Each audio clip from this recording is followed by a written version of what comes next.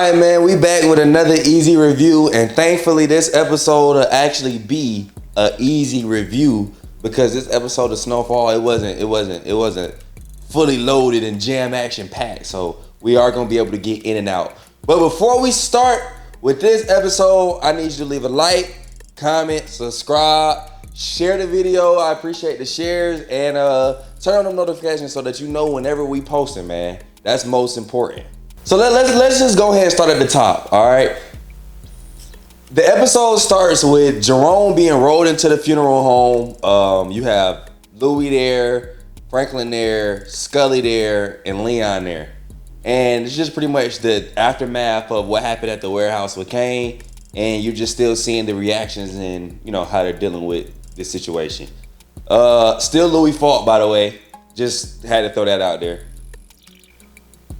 Then we get to Teddy, and it's interesting. This season is we're seeing like a different type of Teddy. Like, we've never seen Teddy crumble like this. He's always been like the consistent asshole throughout the seasons. So now that shit has fully hit the fan for him right now, it's interesting seeing his character like handle this type of pressure, and he's kind of like crumbling in himself. You know what I mean? Like, he looks like a fragment of himself in comparison to himself in the previous seasons. So then you get Julia, which is his baby mama, which is his son's mother. And she came and talked to Teddy ass, basically. She told him to give Franklin back his goddamn money, and that the only good thing she ever gave him was a son. And now he's trying to kill their son too. She accused Teddy of trying to basically kill their own son. So I know, it's no way that don't fuck with him. You know what I mean? Like, hearing your baby mama say that. And honestly, if you're in his position, you have to, at least to an extent, understand where she's coming from. I mean, your decisions have put our child at risk. I mean, you pretty much fucked it all the way up. So fix this shit. It's basically what she's trying to say. And she said, if you don't handle this shit, I will. And he asked her, what does that mean? And she said public execution.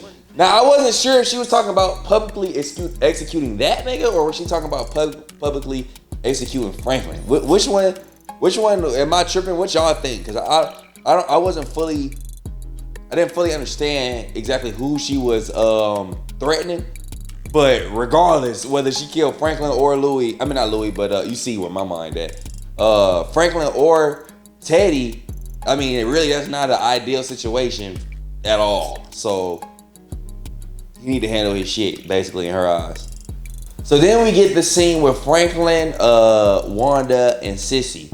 When Franklin first walks in, Wanda asks about Leon, and Franklin says Leon is taking Louis home. So Leon's with Louis, and that automatically clicked in Sissy's head. Well, if Leon's with Louis, then that means Jerome is not. Like, what's happening with Jerome?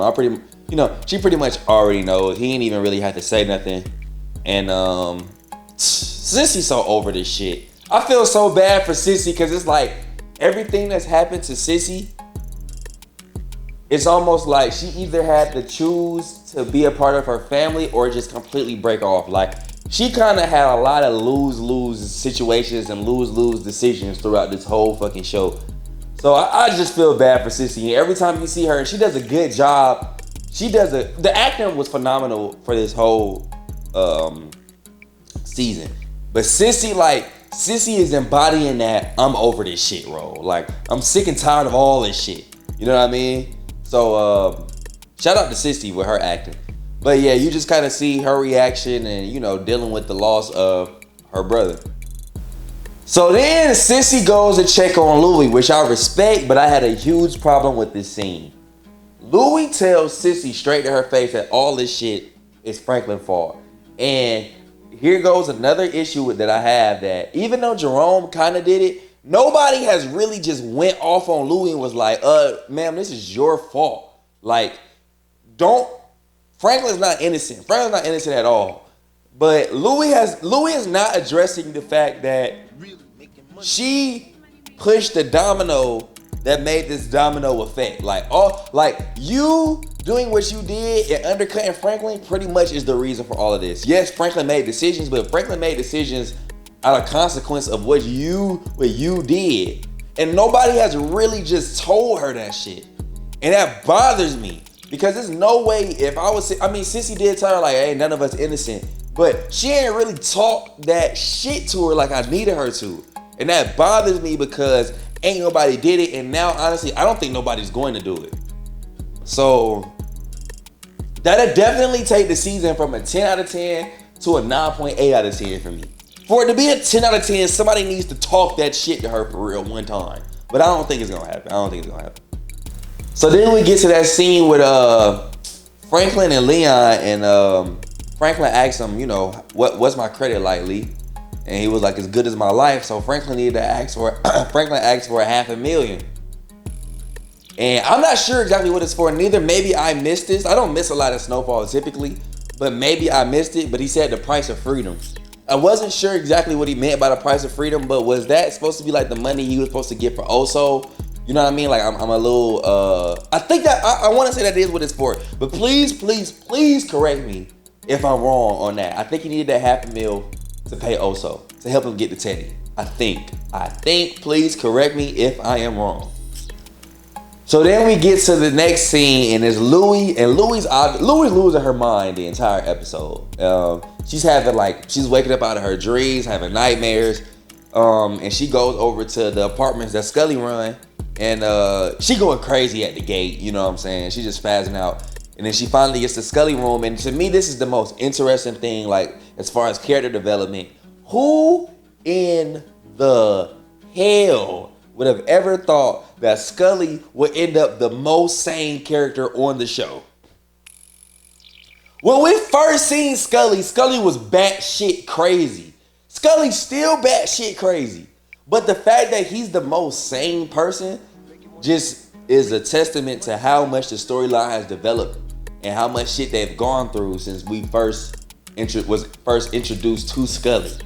So now she's going to Scully for advice and trying to calm down and shit. And Scully's the peaceful one, just trying to make amends with, his life and trying to help her correlate the two things. And man, that's just an interesting thing to me that now Scully is like the same one. But Louie's not the only person having these nightmares. We also see that Franklin's having these nightmares too, to the point where he almost can't breathe. Like it's like he almost had a heart attack or something.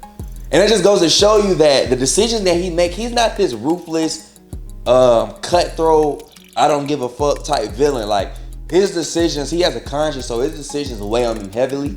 And I know that he doesn't even like where this is going. But shit, you take $73 million from me, I'm crashing out just like he crashing out. You know what I mean? So I can't really blame him for it. But you can really see that he's not this devil that they're trying to make him out to be. He feels the consequences of his actions consciously.